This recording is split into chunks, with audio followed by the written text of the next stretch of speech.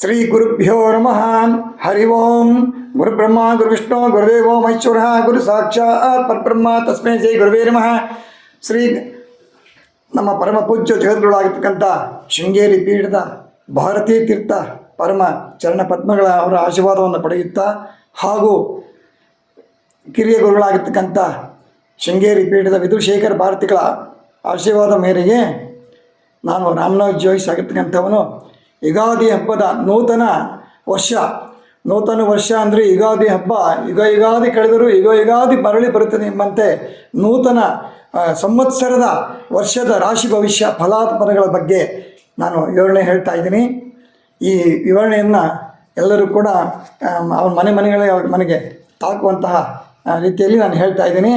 ಮೊದಲನೇದಿಗೆ ಗುರುಗಳನ್ನು ಪ್ರಾರ್ಥನೆ ಮಾಡಿ ಕುಲದೇವರಾಗಿರ್ತಕ್ಕಂಥ ಆಕಾಶಾತ್ಪದೇತಂ ತೋಯಂ ಯಥಾಗಚ್ಚತಿ ಸಾಗರ ಸರ್ವದೇವ ನಮಸ್ಕಾರಂ ತೇ ಶಿವಂ ಪ್ರತಿಗಚ್ಚತಿ ಎಂಬಂತೆ ಲಕ್ಷ್ಮೀ ನರಸಿಂಹದೇವರನ್ನು ಪ್ರಾರ್ಥನೆ ಮಾಡಿ ಪೂಜ್ಯಾಯ ರಾಘವೇಂದ್ರಾಯ ಶ್ರೀ ಸತ್ಯಧರ್ಮತಾಚ ವೈಷ್ಣವಾಂಸೆ ಕಲ್ಪವೃಕ್ಷಾಯ ಮತಾಂಸೆ ಕಾಮಧೇನುವೆ ಗುರುವೇ ಸರ್ವಲೋಕಾನಾಂ ಶರೇ ಭರವದೇ ವಿದ್ಯಾನಾಂ ದಕ್ಷಿಣಮೂರ್ತಿಯ ನಮೋ ನಮಃ.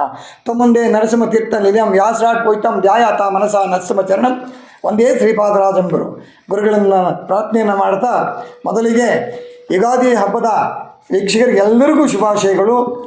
ಭಗವಂತನು ಅವರಿಗೆ ಎಲ್ಲರ ಕುಟುಂಬಕ್ಕೆ ಆಯುಸ್ಸು ಆರೋಗ್ಯ ಭಾಗ್ಯ ಸಕಲೇಶ್ವರನ್ನು ಕೊಟ್ಟು ಕಾಪಾಡಲಿ ಎಂದು ಹೇಳ್ತಾ ಈ ಒಂದು ನೂತನ ಸಂವತ್ಸರದ ವಿಶ್ವಾವಸುನಾಮ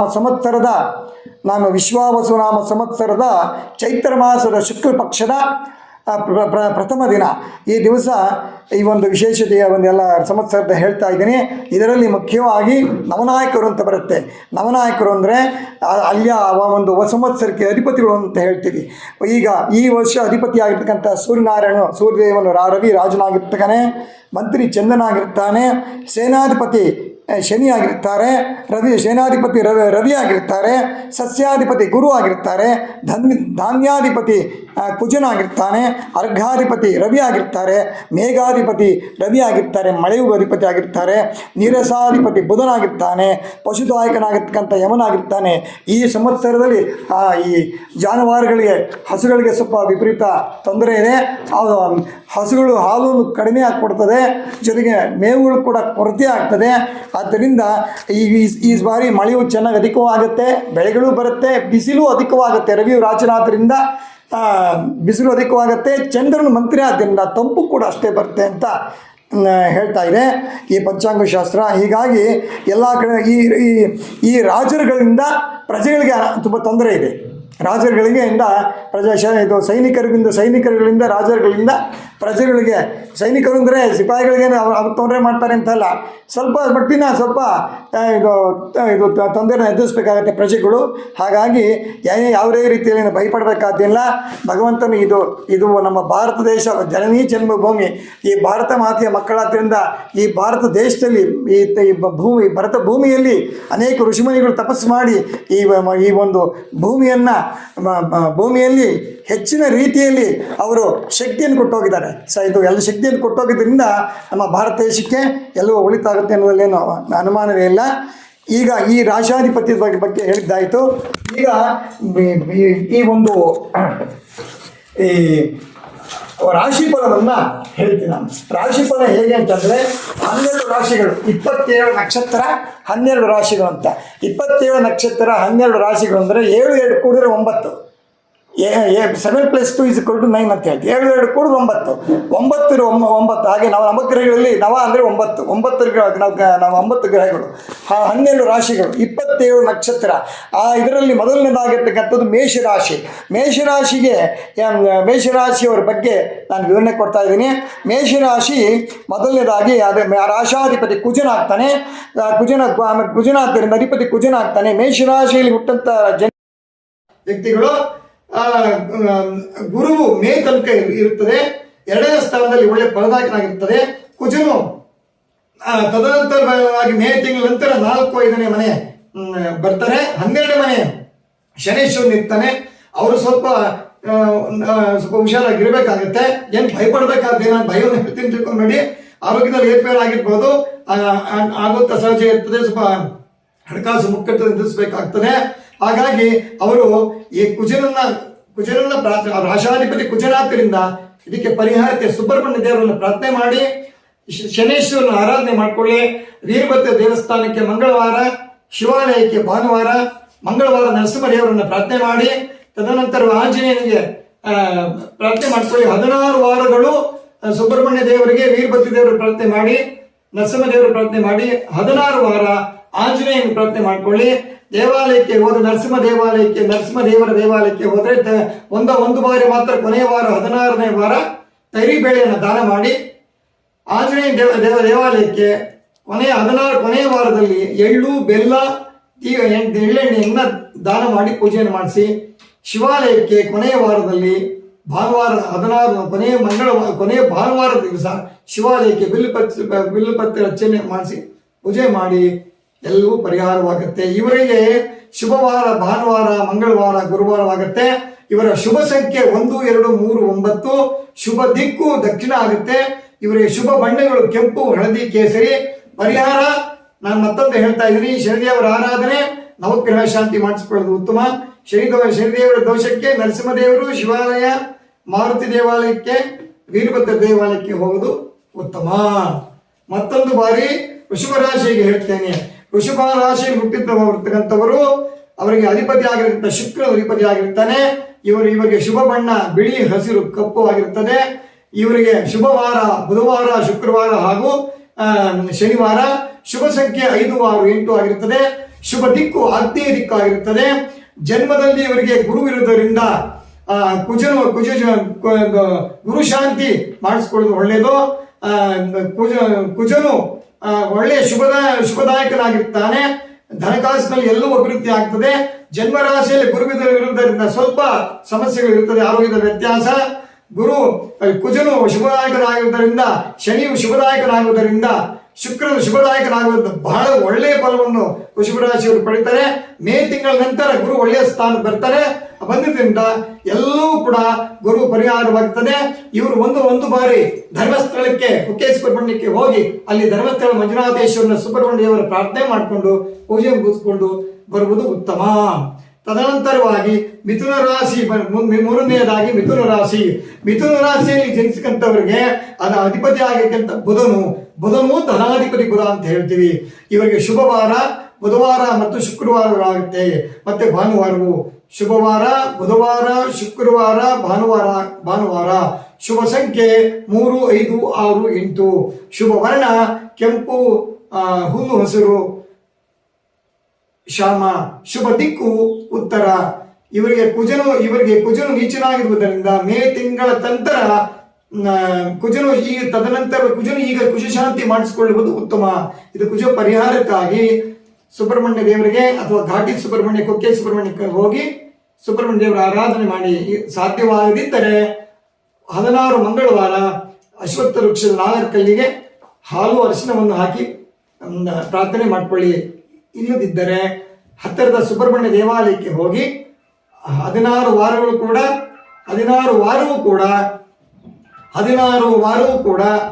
ಹಾಲು ತುಳಸಿಯನ್ನು ಕೊಟ್ಟು ಪ್ರಾರ್ಥನೆ ಮಾಡ್ಕೊಂಡು ಬನ್ನಿ, ಎಲ್ಲವೂ ಒಳ್ಳೆಯದಾಗುತ್ತದೆ. ತದನಂತರವಾಗಿ ಇವರು ಗಣಪತಿ ಕೇತು ನೀಚನಾಗಿರುವುದರಿಂದ ಇವರು ಗಣಪತಿಯ ಪ್ರಾರ್ಥನೆ ಮಾಡಬೇಕು. ವರ್ಷ ಪೂರ್ತಿ ಕೇತು ನೀಚನಾದ್ದರಿಂದ ಮಕ್ಕಳಿಗೆ ಸ್ವಲ್ಪ ಆರೋಗ್ಯದಲ್ಲಿ ವ್ಯತ್ಯಾಸ ಉಂಟಾಗುತ್ತೆ. ಗಾಬರಿ ಪಡಬೇಡಿ, ಎಲ್ಲವೂ ಒಳ್ಳೆಯದಾಗುತ್ತೆ. ಇದು ಪರಿಹಾರಕ್ಕೆ ಬುಧವಾರ ದಿವಸ ಗಣಪತಿಗೆ ಗರಿಕೆ ಪತ್ರೆಯನ್ನು ಸಲ್ಲಿಸಿ ಮಂಗಳವಾರ ಸುಬ್ರಹ್ಮಣ್ಯ ದೇವರ ಆರಾಧನೆ ಮಾಡಿ ಎಲ್ಲವೂ ಒಳ್ಳೆಯದಾಗುತ್ತದೆ. ತದನಂತರವಾಗಿ ಕರ್ಕಾಟಕ ರಾಶಿಗೆ ಅಧಿಪತಿ ಚಂದ್ರನಾಗಿರ್ತಾನೆ. ಚಂದ್ರನ ಅಧಿಪತಿ ಆದ್ದರಿಂದ ಕರ್ಕಾಟಕ ರಾಶಿಯವರು 2 ವರ್ಷಗಳ ಕಾಲ ಸಾಕಷ್ಟು ತುಂಬಾ ನೋವನ್ನು ಅನುಭವಿಸಿದಿರ. ಅಷ್ಟಮಾದಿತ್ಯ ಶನಿಯ ತೊಂದರೆಯಿಂದ ಎಲ್ಲವೂ ಸಾಕಷ್ಟು ಪೆಟ್ಟನ್ನು ತಿಂದಿರ್ತೀರ, ಸಾಕಷ್ಟು ಅನುಭವಿಸತಕ್ಕಂಥದ್ದು ನಿಮಗೆ ಗೊತ್ತು. ಆದ್ದರಿಂದ ಈಗೆಲ್ಲವೂ ಪರಿಹಾರವಾಗುತ್ತೆ. ಅದವರು ಏನು ಯೋಚನೆ ಮಾಡಬೇಕಾದಿಲ್ಲ. ಅವರಿಗೆ ಶುಭದಾಯಕವಾಗಿರ್ತಕ್ಕಂಥ ನಮ್ಮ ಶುಭ ಸಂಖ್ಯೆ 2, 3, 9. ಶುಭ ಬಣ್ಣ ಬಿಳಿ, ಕೆಂಪು, ಹಸಿರು. ಶುಭ ದಿಕ್ಕು ವಾಯು ದಿಕ್ಕು. ಶುಭವಾರ ಮಂಗಳವಾರ, ಸೋಮವಾರ, ಗುರುವಾರವಾಗಿರುತ್ತದೆ. ಅವರಿಗೆ ಪರಿಹಾರ ಅಷ್ಟಮದಲ್ಲಿ ಶನಿ ನಿವಾರಣೆ ಆಗಿದೆ. ಎಲ್ಲವೂ ಶುಭವಾಗಿದೆ. ಆದರೆ ಕುಜನು ಮಾತ್ರ ಮೇ ತಿಂಗಳ ನಂತರ ಸ್ವಲ್ಪ ಅಷ್ಟಮಾದಿತ್ಯ ಬರೋದ್ರಿಂದ ಅವರು ಸುಬ್ರಹ್ಮಣ್ಯ ದೇವರ ಆರಾಧನೆಯನ್ನು ಮಾಡುವುದು ಉತ್ತಮ. ಯಾಕೆಂದ್ರೆ ಸುಬ್ರಹ್ಮಣ್ಯ ದೇವರ ಪ್ರಾರ್ಥನೆ ಮಾಡಿಕೊಂಡ್ರೆ ಕುಜನಿಗೆ ಶಾಂತನಾಗ್ತಾನೆ. ನರಸಿಂಹದೇವರ ಪ್ರಾರ್ಥನೆ ಮಾಡಿಕೊಂಡು ತಗರಿ ಬೇಳೆಯನ್ನ ಬ್ರಾಹ್ಮಣರಿಗೆ ದಾನ ಮಾಡಿದ್ರೆ ಎಲ್ಲವೂ ಪರಿಹಾರವಾಗುತ್ತದೆ. ನಂತರ ಸಿಂಹರಾಶಿ ಅಧಿಪತಿಗೆ ಸೂರ್ಯನ ರಾಜನಾಗಿರ್ತಾನೆ. ಸೂರ್ಯನ ಅಧಿಪತಿ ಆಗಿರ್ತಾನೆ. ಇವರಿಗೆ ಶುಭವಾರ ಭಾನುವಾರ, ಮಂಗಳವಾರ, ಸೋಮವಾರ, ಗುರುವಾರಗಳು. ಶುಭ ಸಂಖ್ಯೆ 1, 3, 5, 9. ಶುಭ ಬಣ್ಣ ಕೆಂಪು, ಹಳದಿ, ಬಿಳಿ, ಹಸಿರು. ಶುಭ ದಿಕ್ಕು ಪೂರ್ವ. ಇವರಿಗೆ ಸಿಂಹರಾಶಿಯವರು ಸ್ವಲ್ಪ ಸಮಸ್ಯೆಗಳ ಸೆರೆಮಾಲೆಗಳನ್ನು ಹಾಕೋಬೇಕಾಗತ್ತೆ.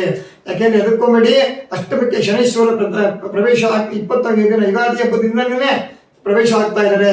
ನಿಮ್ಗೆ ಆರೋಗ್ಯದಲ್ಲಿ ಸಮಸ್ಯೆ 2 ವರ್ಷದ ಕಾಲ ಇರಬಹುದು, ಇದ್ದೇ ಇರುತ್ತೆ. ಜೊತೆಗೆ ಹಣಕಾಸಿನ ಮುಗ್ಗಟ್ಟು ಪ್ರಾರಂಭ ಆಗುತ್ತೆ.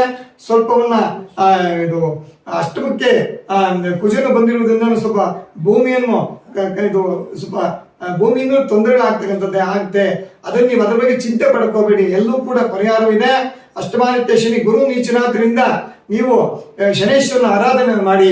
ಶನೇಶ್ವರನಿಗೆ ಏನಪ್ಪಾ ಪರಿಹಾರ ಅಂದ್ರೆ ನರಸಿಂಹದೇವರು, ನಾನು ಮೊದಲೇ ಹೇಳಿದ ಹಾಗೆ ನರಸಿಂಹದೇವರನ್ನ ಮಂಗಳವಾರ, ವೀರಭದ್ರ ದೇವರನ್ನ ಮಂಗಳವಾರ 16 ವಾರಗಳು ಹೋಗಿ ನರಸಿಂಹದೇವರು ಪ್ರಾರ್ಥನೆ ಮಾಡಿ, ವೀರಭದ್ರ ದೇವರು ಪ್ರಾರ್ಥನೆ ಮಾಡಿ. ಭಾನುವಾರವು ಶಿವನಿಗೆ ಬಹಳ ಪ್ರಿಯವಾಗಿರ್ತಕ್ಕಂಥ ವಾರ. ಭಾನುವಾರ ಪ್ರಿಯ, ಆದಿತ್ಯ ನಕ್ಷತ್ರ ಪ್ರಿಯ ಶಿವನನ್ನ ಭಾನುವಾರ ದಿವಸ ಹೋಗಿ ಬಿಲ್ಪಾರ್ಚನೆಯನ್ನು 16 ವಾರಗಳ ಕಾಲ ಮಾಡಿಸಿ ಶಿವನನ್ನ ಆರಾಧನೆ ಮಾಡಿ. ಒಂದು 16 ಶನಿವಾರ ಆಂಜನೇಯ ದೇವಾಲಯಕ್ಕೆ ಹೋಗಿ ಜೇನುತುಪ್ಪ ತುಳಸಿ ಕೊಡ್ತಾ ಬನ್ನಿ. ಕೊನೆಯ ವಾರ ಬೆಲ್ಲವನ್ನ, ಎಳ್ಳನ್ನ, ಶ್ರೀ ತುಳಸಿಯನ್ನ, ಜೇನುತುಪ್ಪವನ್ನ ದಾನ ಮಾಡಿ. ನಿಮ್ಗೆ 2 ವರ್ಷ ಶನೇಶ್ವರ ಏನೇ ಒಂದು ಸಮಸ್ಯೆ ಇದ್ರೂ ಕೂಡ ಆ ಸಮಸ್ಯೆಯಿಂದ ಹೊರಬರಬಹುದು. ಯಾವುದೇ ರೀತಿಯಲ್ಲಿ ಚಿಂತೆ ಪಡಬೇಡಿ. ತದನಂತರವಾಗಿ ಕನ್ಯಾ ರಾಶಿಗೆ ಅಧಿಪತಿ ಬುಧನಾಗಿರುತ್ತಾನೆ. ಬುಧನು ಧನಾಧಿಪತಿ ಬುಧ ಅಂತೀವಿ. ಬುಧನು ಬಣ್ಣ, ಈ ರಾಶಿಯವರಿಗೆ ಶುಭ ಬಣ್ಣ ಕೆಂಪು, ಹುಲ್ಲು, ಹಸಿರು, ಶ್ಯಾಮ. ಶುಭ ಸಂಖ್ಯೆ 3, 5, 6, 8. ಶುಭ ವಾರ ಬುಧವಾರ, ಶುಕ್ರವಾರ, ಭಾನುವಾರ. ಶುಭ ದಿಕ್ಕು ಉತ್ತರ. ಲಗ್ನದಲ್ಲಿ ಕೇತು, ಅಷ್ಟಮದಲ್ಲಿ ರಾಹು ಇರುವುದರಿಂದ ಸ್ವಲ್ಪ ಮಟ್ಟಿನ ಶುಭ ಫಲ ಮಾತ್ರವಿರುತ್ತದೆ. ಇವರು ಸುಬ್ರಹ್ಮಣ್ಯ ದೇವರನ್ನ ಆರಾಧನೆ ಮಾಡಬೇಕು. ಸಾಮಾನ್ಯವಾಗಿ ಪರಶುರಾಮ ಕ್ಷೇತ್ರ ಕುಕ್ಕೆ ಸುಬ್ರಹ್ಮಣ್ಯಕ್ಕೆ ಹೋಗಿ ಸುಬ್ರಹ್ಮಣ್ಯ ದೇವರನ್ನು ಪ್ರಾರ್ಥನೆ ಮಾಡಿ. ದೂರ ಹೋಗಕ್ಕೆ ಆಗೋದಿಲ್ಲ, ಒಳ್ಳೆ ಕಷ್ಟವಾಗುತ್ತೆ ಅಂದ್ರೆ ಹತ್ತಿರದ ಸುಬ್ರಹ್ಮಣ್ಯ ದೇವರ ದರ್ಶನ ದೇವರಿಗೆ ಹಾಲು ತುಳಸಿಯನ್ನು ಕೊಡ್ತಾ ಬನ್ನಿ. ಇಲ್ಲ ನಿಮ್ಮ ಊರಿನ ಅಶ್ವತ್ಥ ವೃಕ್ಷ, ಅರಳಿ, ಬೇವಿನ ಆಯ್ತು, ನಾಗರ ಕಲ್ಲಿರಬೇಕು ಅಂತ ಅಶ್ವವೃಕ್ಷಕ್ಕೆ ಅರಿಶಿನ ಮಾತ್ರ, ಕುಂಕುಮ ತಗೊಂಡೋಗ್ಬೇಡಿ. ಕುಂಕುಮ ತಗೊಂಡು ಸ್ವಲ್ಪ ಹಾಕಿ ಅರಿಶಿನವನ್ನ ನಾಗರ ಕಲ್ಲಿ ಮೇಲೆ ಹಾಕಿ ನೀವು ಬರೀ ಹಸಿ ಹಾಲನ್ನು ಹಾಕಿದರೆ ಸುಬ್ರಹ್ಮಣ್ಯ ದೇವರಿಗೆ ಪ್ರಾರ್ಥನೆ ಮಾಡಿಕೊಂಡ್ರೆ ಕಡಲೆಕಾಳನ್ನ ನೆನೆಸಿ ಅದನ್ನ ನಾಗರ ಕಲ್ಲಿಗೆ ಸುಬ್ರಹ್ಮಣ್ಯ ದೇವರಿಗೆ ದಾನವನ್ನು ಮಾಡಿದ್ರೆ, ತಗರಿ ಬೇಳೆಯನ್ನ ಬ್ರಾಹ್ಮಣರಿಗೆ ದಾನ ಮಾಡಿದ್ರೆ ನಿಮಗೆ ಇರ್ತಕ್ಕಂಥ ದೋಷ ನಿವಾರಣೆ ಆಗುತ್ತೆ. ಇದರ ನಂತರ ಕೇತುವಿನ ಆರಾಧನೆ, ಗಣಪತಿಯನ್ನ ಧ್ಯಾನ ಮಾಡಿ. ಗಣಪತಿಗೆ ಯಾವಾಗ ಒಂದು ಕಡುಬಿನ ಹಾರವನ್ನ ಬುಧವಾರ ಒಂದೇ ಒಂದು ವಾರ ಹಾಕಿ ಪ್ರಾರ್ಥನೆ ಪೂಜೆಯನ್ನು ಮಾಡಿಸಿ ಎಲ್ಲವೂ ಒಳ್ಳೆಯದಾಗುತ್ತದೆ. ಕನ್ಯಾ ರಾಶಿಯವರಿಗೆ ಯಾವ ಅಷ್ಟು ತೊಂದರೆ ಆಗತಕ್ಕಂಥ ತೊಂದರೆ ಏನು ಇರುವುದಿಲ್ಲ. ತದನಂತರವಾಗಿ ತುಲಾರಾಶಿಯವರಿಗೆ ಅವ್ರಿಗೂ ಕೂಡ ಪಂಚಮಾದಿತ್ಯಲ್ಲಿ ಶನೇಶ್ವರನಿದ್ರು. ಶನೇಶ್ವರ ತುಲಾರಾಶಿಯಿಂದ ಬಿಟ್ಟು ಹೋಗ್ತಾ ಇದ್ದಾರೆ. ಈಗ ಒಳ್ಳೆಯ ಅವರಿಗೆ ಶುಭ ಫಲ ಬರುತ್ತೆ. ಇವು ತುಲಾರಾಶಿಯವರಿಗೆ ರಾಜಾಧಿಪತಿ ಶುಕ್ರನಾಗ್ತಾನೆ. ಇವರಿಗೆ ಶುಭ ಸಂಖ್ಯೆ 5, 6, 8. ಶುಭ ವರ್ಣ ಬಿಳಿ, ಹಸಿರು, ಕಪ್ಪು. ಶುಭ ವಾರ ಬುಧವಾರ, ಶುಕ್ರವಾರ, ಶನಿವಾರ. ಶುಭ ದಿಕ್ಕು ಆಗ್ನೇಯ. ತುಲಾರಾಶಿಯವರಿಗೆ ಪುರುಷರಾಗಲಿ ಸ್ತ್ರೀಯರಾಗಲಿ ಅವರಿಗೆ ವಿವಾಹವಾಗದಿದ್ದರೆ ಅತಿ ಶೀಘ್ರವಾಗಿ ಅವರಿಗೆ ವಿವಾಹವಾಗುತ್ತದೆ. ತದನಂತರ ಪಂಚಮದಲ್ಲಿ ಶನಿಯಿಂದ ಮುಕ್ತಿ ಆಗ್ತದೆ. ಅತ್ಯಂತ ಶ್ರೇಷ್ಠನಾದ ಶುಭಫಲ ಬರುತ್ತೆ. ಕುಜನು ಕುಜನು ಅಷ್ಟಮಕ್ಕೆ ಮೇ ತಿಂಗಳ ನಂತರ ಬರೋ ದೃಷ್ಟಿಯಿಂದ ಸ್ವಲ್ಪ ಸುಬ್ರಹ್ಮಣ್ಯ ದೇವರ ಆರಾಧನೆ ಮಾಡೋದು ಉತ್ತಮ. ಪರಶುರಾಮ ಕ್ಷೇತ್ರ ಕುಕ್ಕೆ ಸುಬ್ರಹ್ಮಣ್ಯಕ್ಕೆ ಹೋಗಿ ಒಂದ್ಸಲಿ ಪ್ರಾರ್ಥನೆ ಮಾಡ್ಕೊ ಬನ್ನಿ. ಇಲ್ಲ ಹತ್ತಿರದ ಸುಬ್ರಹ್ಮಣ್ಯ ದೇವರ ಪ್ರಾರ್ಥನೆ ಮಾಡಿ. ತದನಂತರ ನರಸಿಂಹ ದೇವರಿಗೆ ತೈರಿ ಬೇಳೆಯನ್ನ, ಸುಬ್ರಹ್ಮಣ್ಯ ದೇವ ಬ್ರಹ್ಮಚಾರಿ ಒಬ್ಬರಿಗೆ ತೈರಿ ಬೇಳೆಯನ್ನ ದಾನವನ್ನು ಮಾಡಿ ಪರಿಪೂರ್ಣವನ್ನು ಫಲ ಬರುತ್ತೆ. ತದನಂತರವಾಗಿ ವೃಶ್ಚಿಕ ರಾಶಿ ಅಧಿಪತಿ ಕುಜನಾಗ್ತಾನೆ. ಕುಜನು ಭೂಮಿಕಾರಕ. ಈ ಶುಭ ಬಣ್ಣಗಳು ಕೆಂಪು, ಹಳದಿ, ಕೇಸರಿ ಬಣ್ಣ ಬರುತ್ತದೆ. ಶುಭ ಬಣ್ಣಗಳು ಕೆಂಪು, ಹಳದಿ, ಕೇಸರಿ. ಶುಭ ಸಂಖ್ಯೆ 1, 2, 3, 9 ಶುಭ ದಿಕ್ಕು ದಕ್ಷಿಣಕ್ಕೆ ಬರ್ತದೆ. ಶುಭ ವಾರ ಭಾನುವಾರ, ಮಂಗಳವಾರ, ಗುರುವಾರವಿರುತ್ತದೆ. ಇವರಿಗೆ ವೃಶ್ಚಿಕ ರಾಶಿಯವರಿಗೆ ಜನ್ಮಾದಿತ್ಯ ಶನಿ ಹಿಂದೆ ಮುಕ್ತಾಯವಾಯಿತು. ಈಗ ಪಂಚಮಾದಿತ್ಯಕ್ಕೆ ಶನಿ ಪ್ರವೇಶ ಆಗ್ತಾ ಇದೆ. ಆದ್ದರಿಂದ ಇವರಿಗೆ ಆರಂಭ ಆಗ್ತದೆ. ಇವರು 2.5 ವರ್ಷಗಳ ಕಾಲ ಪಂಚಮಕ್ಕೆ ಶನೇಶ್ವರ ಮತ್ತೆ ಪ್ರಾರಂಭಿಸಿ ಸ್ವಲ್ಪ ಕಷ್ಟಕರವಾಗ್ತದೆ. ಶನಿ ಶಾಂತಿಯ ನವಗ್ರಹ ಶಾಂತಿಯನ್ನು ಪರಿಹಾರ ಮಾಡಿಕೊಳ್ಳಿ.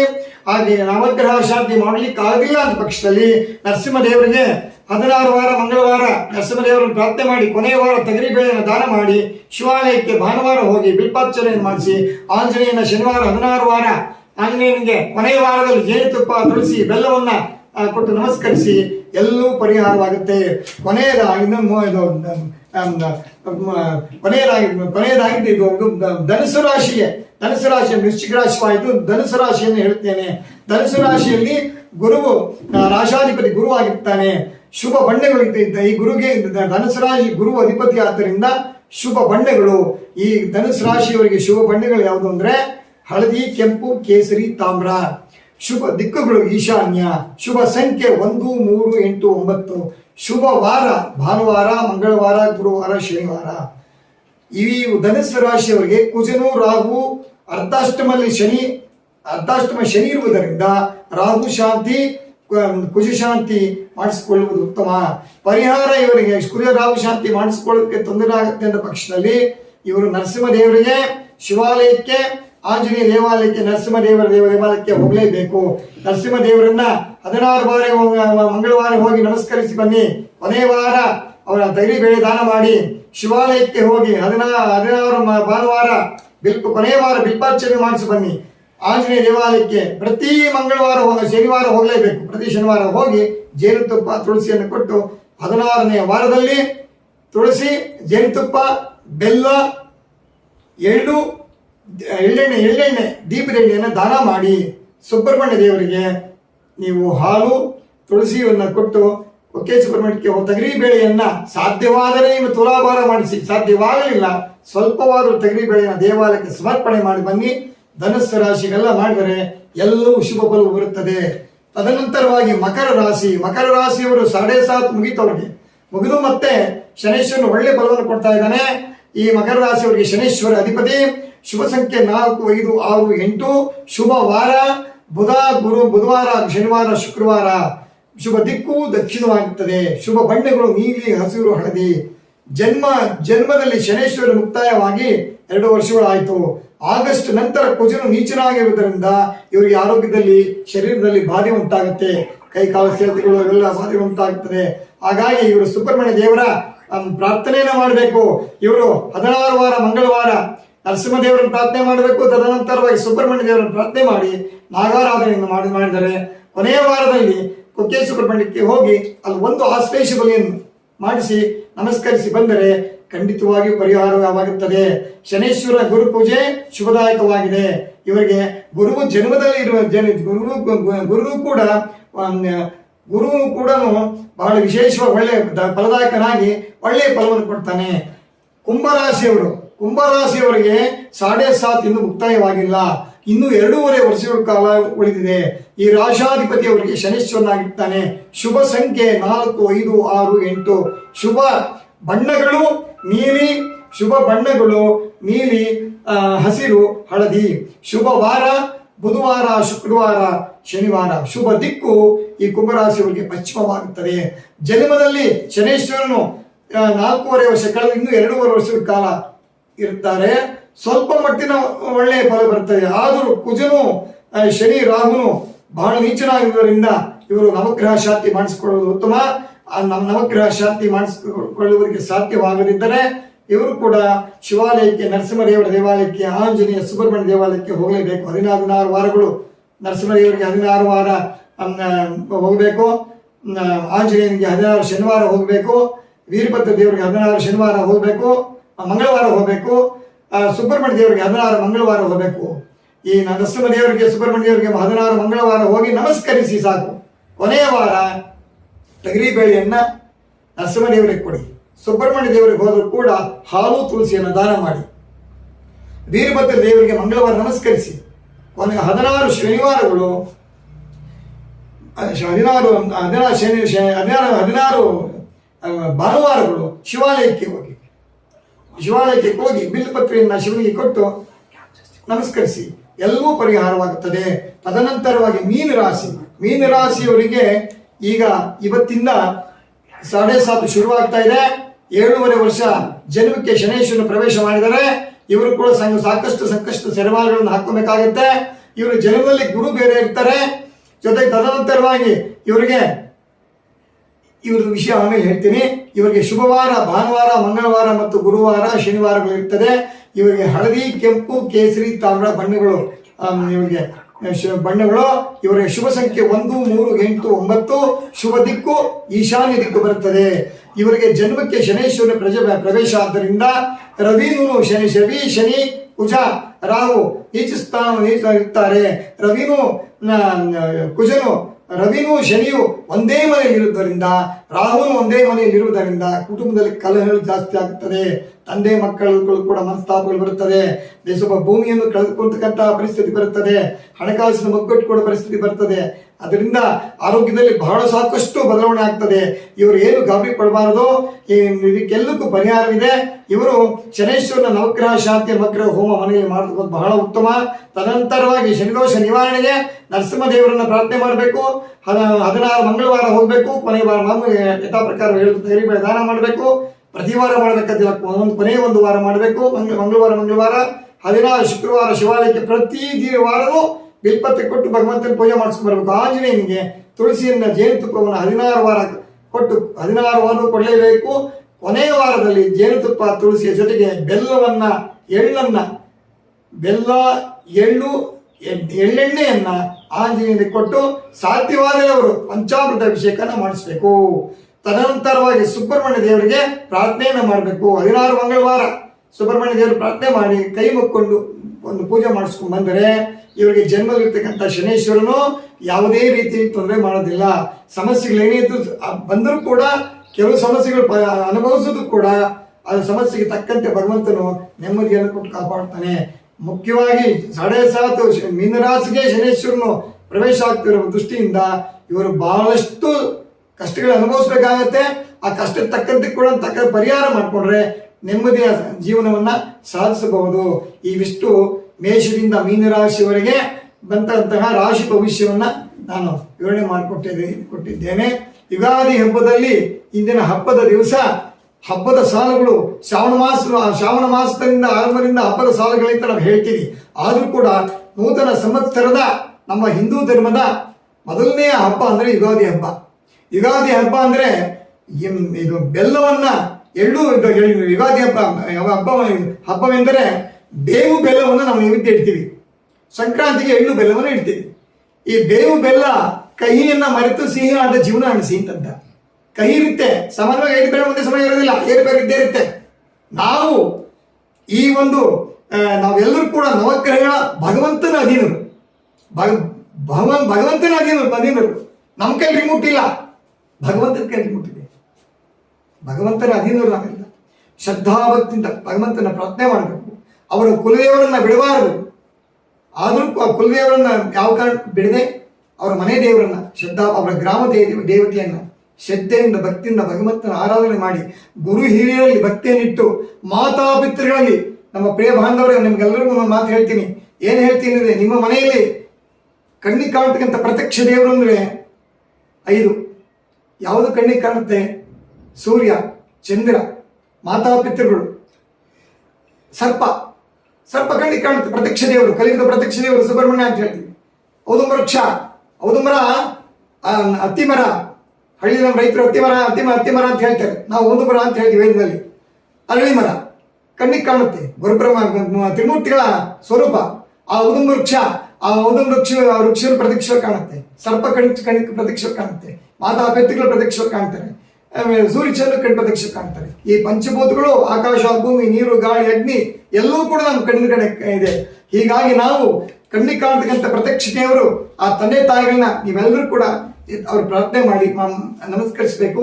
ಅವರು ಕಾಲವಾಗಿದ್ದು ಕೂಡ ಹೃದಯದಲ್ಲಿ ಇದ್ದಾರೆ ಅಂತ ನಾವು ತಂದೆ ತಾಯಿಗಳನ್ನ ನಾವು ಹೃದಯ ಅಂತರಾಳದಲ್ಲಿ ನೆನೆಸ್ಕೋಬೇಕು, ವಿದ್ಯೆ ಹೇಳ್ಕೊಡ್ತ ಗುರುಗಳಿಂದ ಪ್ರಾರ್ಥನೆ ಮಾಡಬೇಕು.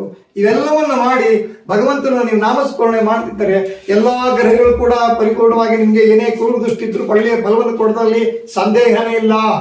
ನಾನು ಮತ್ತೊಂದು ಬಾರಿ ಹೇಳ್ತಾ ಇದ್ದೀನಿ, ಶ್ರದ್ಧೆಯಿಂದ ಭಕ್ತಿಯಿಂದ ಭಗವಂತನ ಧ್ಯಾನವನ್ನು ಮಾಡಿದ್ರೆ ಎಂಥ ನವಗ್ರಹಗಳು ಕ್ರೂರ ದೃಷ್ಟಿ ಇದ್ದರೂ ಕೂಡ ನಮಗೆ ಒಳ್ಳೆಯ ಫಲವನ್ನು ಕೊಡುತ್ತಾರೆ ಎಂಬುದರಲ್ಲಿ ಸಂಶಯವೇ ಇಲ್ಲ.